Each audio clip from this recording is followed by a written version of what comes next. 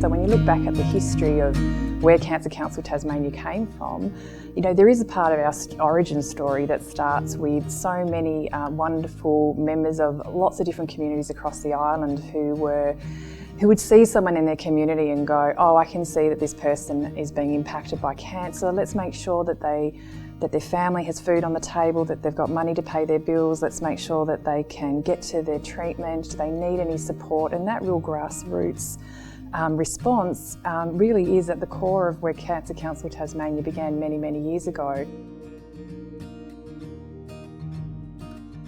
We've had very, very high quality volunteers, many of whom come from an emotional base. There's not a person in Tasmania, not a person in the world probably, that hasn't been touched by cancer, not one single body.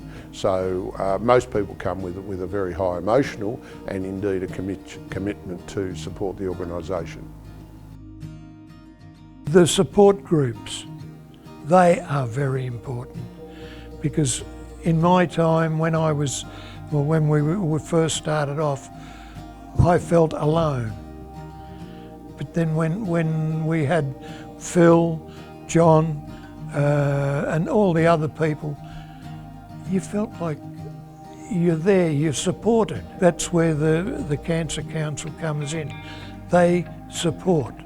You know, here in Tasmania, through the work of Quit Tasmania, if we look back over the last 25 years for Quit, we have been able to get smoking to some historic lows through some great hard-hitting TV campaigns, through great community education, through work in schools and some really great legislation. And for me, what I really appreciate about the Cancer Council and what they offer is it's sort of this third space. It's not kind of your family and friends who are obviously amazing and supportive, but in a way they're also trying to manage understanding your diagnosis, and they're processing their own feelings.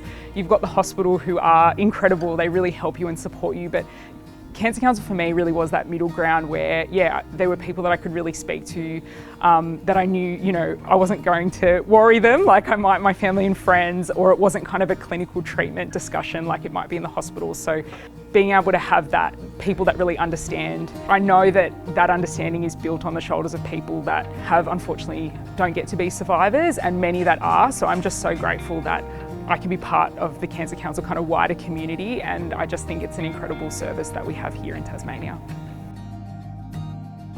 Cancer Council Tasmania has funded numerous projects of mine, and I'm currently the Cancer Council Tasmanian Evelyn Pedersen Research Fellow, and this has allowed me to stay in my home state of Tasmania and undertake my research. They've also funded numerous project applications, which has enabled our small-scale studies to get off the ground and be competitive for national funding. So my research all focuses on prostate cancer, and they all aim to reduce the incidence and impact of prostate cancer on all Tasmanians.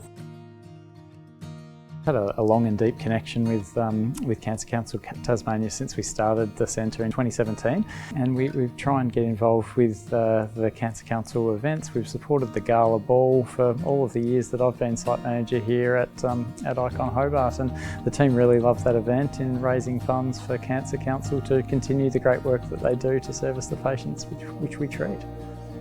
I'd really like to thank particular men in the prostate cancer support group who have really gone above and beyond to help my prostate cancer research program. Thank you to the Tasmanian community for their support of the Cancer Council Tasmania. I want to say a big thank you to the Northwest community, the Northwest Regional Hospital in Burnie. All the staff there were there for me in the hardest moments of my life, and the Cancer Council Tasmania supportive care team up in the Northwest. Thank you so much. On behalf of Cancer Council Tasmania, I'd also really like to thank all of the businesses out there that have supported us along the way, large and small, whether it's the mum and dad takeaway stores to the really large corporate organisations. We are incredibly humbled by the support that we receive from the business community, and without that support we wouldn't be able to do what we do, so thank you.